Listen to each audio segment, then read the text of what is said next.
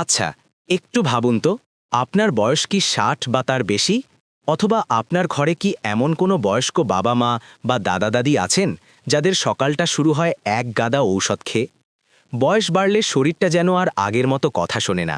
একটু হাঁটলে হাঁপিয়ে যাওয়া, হাড়ের গিটে গিটে ব্যথা, খাবার হজম না হওয়া আর প্রেশার বা সুগারের ভয় তো আছেই। ডাক্তাররা বলেন ৬০ বছর পার হলে আমাদের শরীর ধীরে ধীরে দুর্বল হতে থাকে, নতুনের মতো আর কাজ করে না। কিন্তু আপনি কি জানেন, আপনার রান্নাঘরেই এমন একটি জাদুর জিনিস আছে যা সঠিক উপায়ে মাত্র এক কোয়া খেলে এই বয়সেও আপনি ৩০ বছরের যুবকের মতো শক্তি অনুভব করতে পারেন? জি হ্যাঁ, আমি রসুনের কথা বলছি। কিন্তু দাঁড়ান, শুধু রসুন চিবিয়ে খেয়ে ফেললেই হবে না। ৬০ বছরের পর রসুন খাওয়ার নিয়মটা একটু আলাদা। ভুলভাবে খেলে উল্টো পেটের সমস্যা হতে পারে।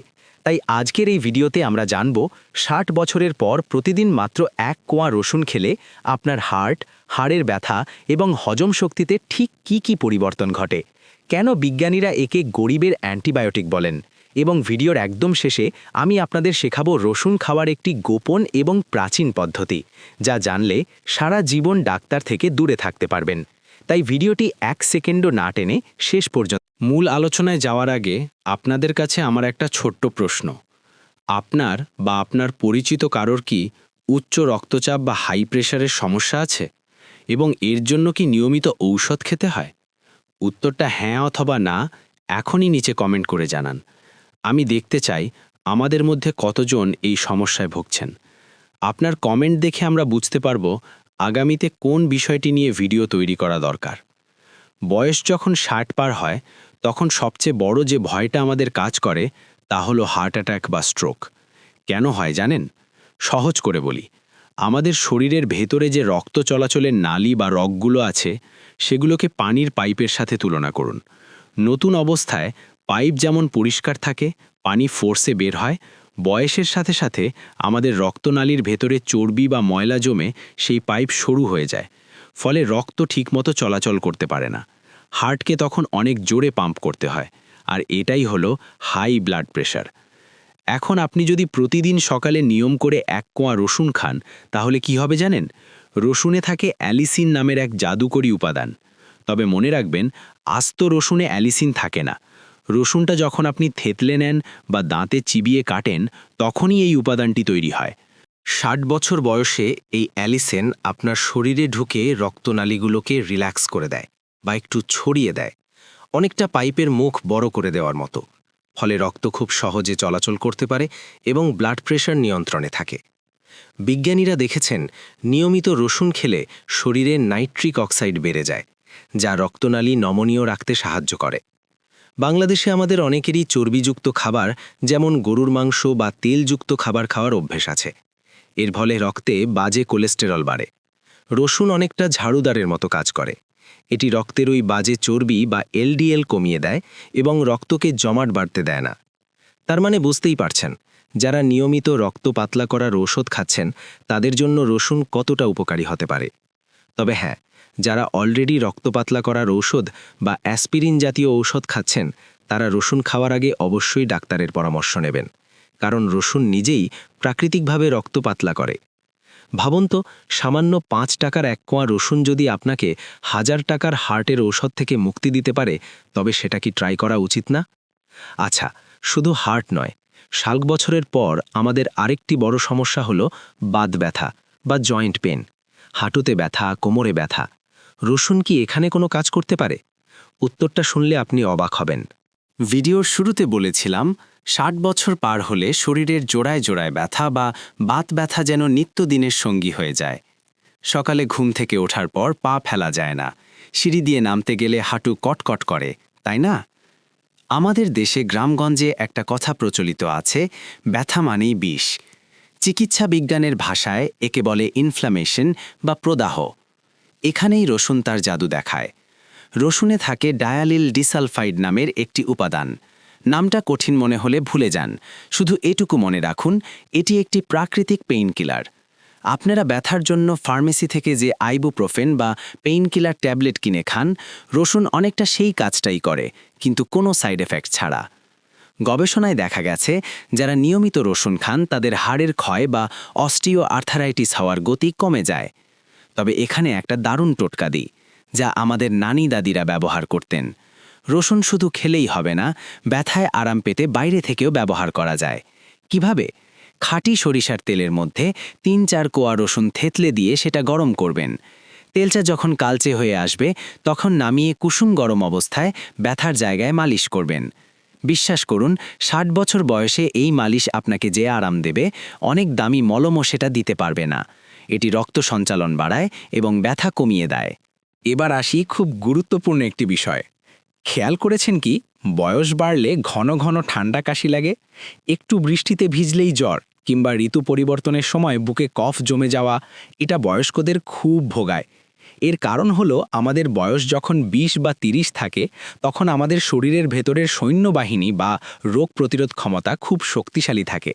কিন্তু ৬০-এর পর এই সৈন্যরা দুর্বল হয়ে পড়ে, জীবাণু সহজেই শরীরকে আক্রমণ করে। রসুনকে বলা হয় প্রাকৃতিক অ্যান্টিবায়োটিক। আপনি যদি প্রতিদিন ১ কোয়া রসুন খান তবে এটি আপনার শরীরের শ্বেত রক্তকণিকা বা হোয়াইট ব্লাড সেলকে শক্তিশালী করে তোলে। এই শ্বেত রক্তকণিকাই হলো আপনার শরীরের বডিগার্ড। একটি পরীক্ষায় দেখা গেছে যারা নিয়মিত রসুন খান তাদের সাধারণ সর্দি কাশিতে আক্রান্ত হওয়ার হার অন্যদের চেয়ে ৬৩% কম। আর যদি সর্দি লেগেই যায় তবে রসুন খাওয়া ব্যক্তিদের অসুখ সারে অন্যদের তুলনায় অনেক দ্রুত। তাই ডাক্তাররা বলেন অ্যান্টিবায়োটিক ঔষধ খেয়ে লিভারের ক্ষতি না করে ছোটখাটো অসুখে আগে রসুন বা প্রাকৃতিক উপাদানের উপর ভরসা করতে। তবে মনে রাখবেন, খুব বেশি জ্বর বা ইনফেকশন হলে অবশ্যই ডাক্তারের কাছে যেতে হবে। রসুন প্রতিরোধ করে, কিন্তু ইমার্জেন্সি চিকিৎসা নয়। বাংলাদেশে ৬০ বছরের বেশি বয়সী মানুষের মধ্যে ডায়াবেটিস নেই এমন মানুষ খুঁজে পাওয়া কঠিন। সকালে রুটি, দুপুরে মেপে ভাত, এত নিয়ম মানার পরেও সুগার লেভেল অনেক সময় কন্ট্রোলে থাকে না। এখানে রসুন কিভাবে সাহায্য করতে পারে? বিজ্ঞানীরা বলছেন রসুন ইনসুলিন হরমোনের কার্যক্ষমতা বাড়াতে সাহায্য করে। বিষয়টা একটু সহজ করে বলি। ডায়াবেটিস হলে আমাদের শরীরের কোষগুলো রক্ত থেকে চিনি গ্রহণ করতে পারে না, ফলে রক্তে চিনি বেড়ে যায়। রসুন খাওয়ার ফলে শরীরের কোষগুলো আবার সজাগ হয় এবং রক্ত থেকে চিনি শুষে নিতে শুরু করে। একাধিক গবেষণায় দেখা গেছে নিয়মিত রসুন খাওয়া রোগীদের ফাস্টিং সুগার বা খালি পেটের সুগার লেভেল নিয়ন্ত্রণে রাখা সহজ হয়। তবে সাবধান, আপনি যদি ডায়াবেটিসের জন্য ইনসুলিন নেন বা কড়া ডোজের ওষুধ খান তবে রসুন খাওয়ার পরিমাণ নিয়ে ডাক্তারের সাথে কথা বলে নেবেন, কারণ ওষুধের সাথে রসুন মিলে সুগার লেভেল অনেক নিচে নামিয়ে দিতে পারে, যা হাইপোগ্লাইসেমিয়া বা সুগার ফল করার ঝুঁকি তৈরি করতে পারে। তাই ব্যালেন্স করাটা খুব জরুরি। আচ্ছা, এতক্ষণ তো জানলেন রসুন হার্ট, ব্যথা আর ডায়াবেটিসে কতটা উপকারী। কিন্তু আপনারা কি জানেন ৬০ বছরের পর পুরুষ এবং নারীদের গোপন কিছু শারীরিক দুর্বলতা তৈরি হয়, যা নিয়ে আমরা সহজে কথা বলতে চাই না? এবং রসুন খাবার ভুল পদ্ধতির কারণে অনেকের পেটে ভয়ানক গ্যাস বা অ্যাসিডিটি হয়।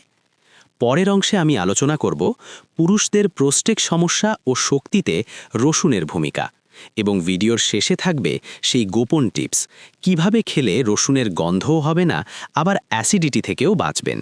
ভিডিওর আগের অংশে বলেছিলাম ৬০ বছরের পর পুরুষদের এমন কিছু সমস্যা হয় যা নিয়ে আমরা লজ্জায় কথা বলি না। বিশেষ করে পুরুষদের প্রোস্টেট গ্ল্যান্ড বড় হয়ে যাওয়া। এর ফলে রাতে বারবার প্রস্রাবের চাপ আসে, প্রস্রাব ক্লিয়ার হয় না। এটা খুবই বিরক্তিকর এবং কষ্টের।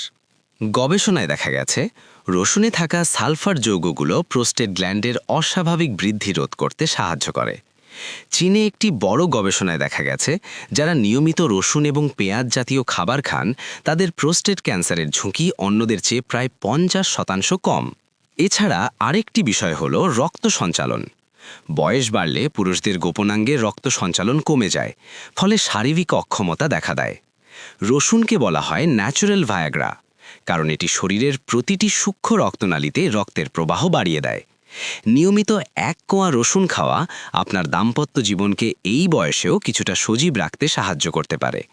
এটা কোনো ম্যাজিক নয়, এটা পুরোটাই বিজ্ঞানের খেলা। আপনার কি ইদানিং চশমা কোথায় রেখেছেন তা ভুলে যাচ্ছেন, কিংবা পরিচিত মানুষের নাম মনে করতে সময় লাগছে? ৬০ বছরের পর মস্তিষ্কের কোষগুলো ধীরে ধীরে শুকিয়ে যেতে থাকে। একে আমরা বলি ডিমেনশিয়া বা অ্যালঝাইমার্স।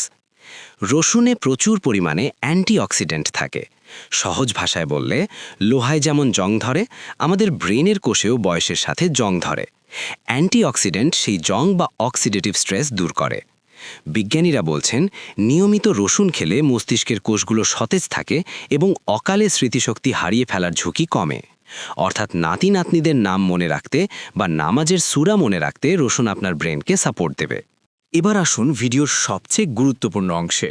আপনারা অনেকেই হয়তো ভাবছেন, ভাই রসুন খেলে তো মুখ দিয়ে দুর্গন্ধ বের হয়, আর পেটে যা গ্যাস হয় তা সহ্য করা যায় না। আপনার এই সমস্যার সমাধান এখন দিচ্ছি। রসুন খাওয়ার সঠিক নিয়মটি ধাপে ধাপে শুনুন। টিপস 1, 10 মিনিটের নিয়ম। অনেকেই রসুন কেটেই সাথে সাথে খেয়ে ফেলেন। এটা ভুল। রসুন কাটার পর বা থেতলানোর পর 10 মিনিট অপেক্ষা করবেন। কেন? কারণ বাতাসের সংস্পর্শে এলেই রসুনের ভেতরে থাকা ঔষধি উপাদান অ্যালিসিন পুরোপুরি সক্রিয় হয়। সাথে সাথে খেলে আপনি পূর্ণ উপকার পাবেন না। টিপস 2, গ্যাস এড়ানোর উপায়। যাদের কাঁচা রসুন খেলে বুকে জ্বালাপোড়া হয় বা অ্যাসিডিটি হয়, তারা ভুলেও একদম খালি পেটে খাবেন না। আপনারা সকালের নাস্তার মাঝখানে বা নাস্তার ঠিক পর খাবেন। আর সবচেয়ে সেরা উপায় হলো 1 চামচ খাঁটি মধুর সাথে 1 কোয়া রসুন মিশিয়ে খাওয়া। মধু রসুনের ঝাঁঝালো ভাব কমিয়ে দেয় এবং পেটের জন্য আরামদায়ক করে তোলে। যাদের ডায়াবেটিস আছে তারা মধুর বদলে কুসুম গরম পানি দিয়ে গিলে খেতে পারেন। চিবানোর দরকার নেই। ছোট টুকরো করে ট্যাবলেটের মতো গিলে ফেললে মুখে গন্ধ হবে না। টিপস 3, রান্না করা বনাম কাঁচা। মনে রাখবেন, তরকারিতে সেদ্ধ করা রসুনের স্বাদ বাড়ে ঠিকই, কিন্তু এর 90% ঔষধি গুণ নষ্ট হয়ে যায়। তাই উপকার পেতে হলে কাঁচাই খেতে হবে।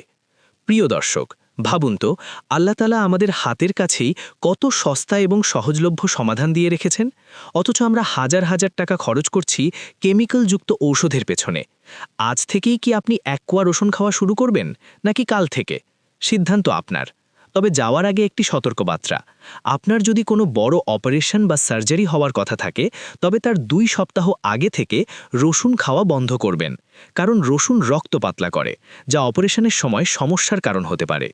ভিডিওটি যদি আপনার সামান্য উপকারেও আসে, তবে অনুরোধ করব ভিডিওটিতে একটি লাইক দিন এবং শেয়ার করে আপনার বয়স্ক বাবা-মা বা আত্মীয়-স্বজনকে দেখার সুযোগ করে দিন। আপনার একটা শেয়ার হয়তো কারো সুস্থ থাকার কারণ হতে পারে। 60 বছরের পরে সুস্থ থাকার আরও কোনো টিপস জানতে চাইলে কমেন্টে লিখুন হেলথ টিপস। আমরা আপনাদের জন্য আরও ভিডিও নিয়ে আসব। সবাই ভালো থাকবেন, সুস্থ থাকবেন। আল্লাহ হাফেজ।